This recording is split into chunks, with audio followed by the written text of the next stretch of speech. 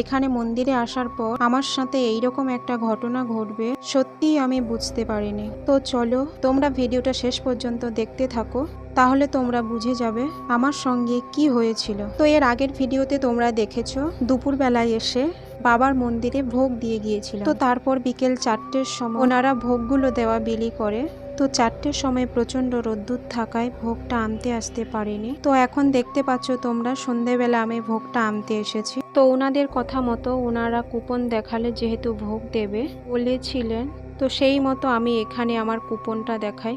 আমার কুপনের নাম্বার ছিল 200। তারপরে উনি এখানে আমার কুপনটা দেখে ভোগটা খোঁজা শুরু করে, আর তখনই হয় যত গন্ডগোল। এর আগের ভিডিওটি তোমরা একটু ভালো করে লক্ষ্য করলে দেখতে পাবে যে আমি এখানে 2টো মিষ্টির ঠোঙা বা 2টো ভোগ দিয়ে গিয়েছিলাম।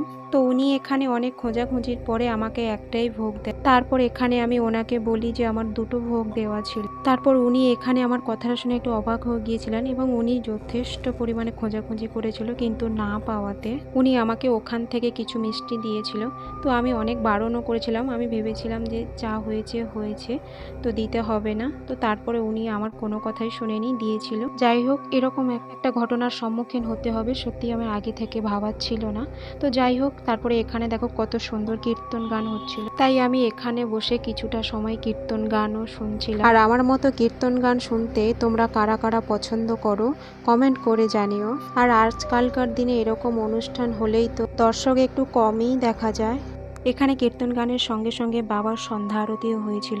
আর দেখতেই পাচ্ছ বাবার সন্ধ্যা আরতির প্রদীপের তাপ সবাইকে দেওয়া হচ্ছিল, সেই মতো আমিও একটু তাপ নিয়ে নিয়েছিলাম।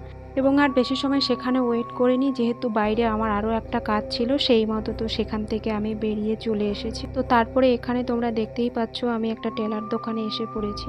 আর টেলার দোকানে এসে কি করেছিলাম সেটা যদি তোমরা জানতে চাও তাহলে কমেন্ট করে জানিও। তো নেক্সট ভিডিওতে তাহলে তোমাদেরকে জানাবো যে টেলার দোকানে গিয়েছিলাম কিসের জন্য আর ওখানে গিয়ে কি করেছিলাম। যাই হোক, এইভাবে আমার দিনটা কেটেছিল। তো দেখা হবে নতুন একটা ভিডিও নিয়ে, তত সময় তোমরা ভালো থেকো এবং সুস্থ থেকো।